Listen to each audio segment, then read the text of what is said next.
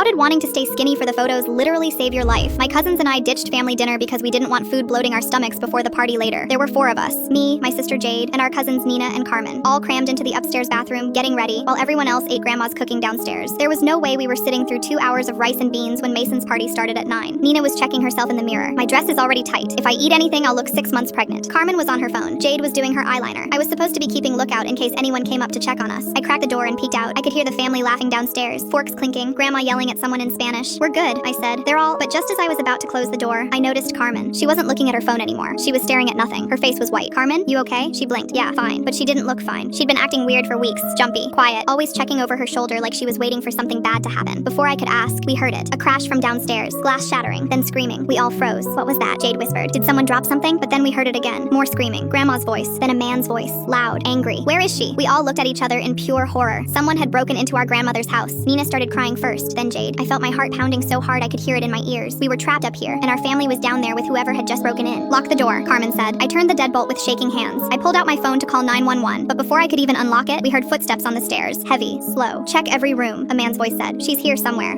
They were looking for a girl. I looked at Carmen. She wouldn't meet my eyes. "Into the tub," I whispered. We all climbed in and pulled the shower curtain closed. I had to put my hand over Nina's mouth because she was crying too loud. I was standing there pressed against Jade, praying my family was okay downstairs. I kept thinking about how I told my mom I loved her this morning. I didn't even mean it. I just said it because I always say it. Now I might never get to say it again and actually mean it. I was staring at my phone, about to dial 911 when we heard it. The sound of the door being kicked. Once, twice. The frame splintered. Through the tiny gap in the shower curtain, I could see someone walk in, and my entire body went cold. 2 men. One had a gun, the other had a knife. "Check it," the one with the gun said. The other one walked toward the shower curtain. I almost dropped my phone. Nina's tears were rolling down my hand. He reached for the curtain. Then Carmen stepped out. "It's me." Her voice was dead, empty. "I'm the one you're looking for. Leave them alone." The man with the gun smiled. "There she is. Should have answered his calls, sweetheart." He grabbed her arm and started dragging her toward the door. I was about to scream. I was about to jump out and stop them. But then I saw something behind the men. Uncle Miguel, standing in the doorway, holding Grandpa's shotgun. The second Carmen saw him, she dropped to the floor. He fired twice. Both men went down before they could turn around. I jumped out of the tub and ran to Carmen, held her while she sobbed. "Who were they?" I kept asking. "Carmen, who were they?" She couldn't answer. The police came, then the ambulances. They questioned us for hours. It took 3 days for me to find out the truth. Carmen had been dating a guy named Quentin for 6 months. She never told anyone because he was 23. She thought she was in love. When she tried to break up with him, he wouldn't let her go. He'd been stalking her for 2 months, following her, threatening her, telling her if she said anything to anyone, he'd hurt her family. So she carried it alone. The fear, the messages, the feeling of being hunted. The men who broke in were Quentin's friends, sent to bring her back. At Quentin's apartment, police found photos of Carmen, hundreds of them, from her window, from her school, from our grandmother's front yard, and a list, every address where Carmen might be hiding. Grandma's house was circled in red. He'd been planning this for weeks.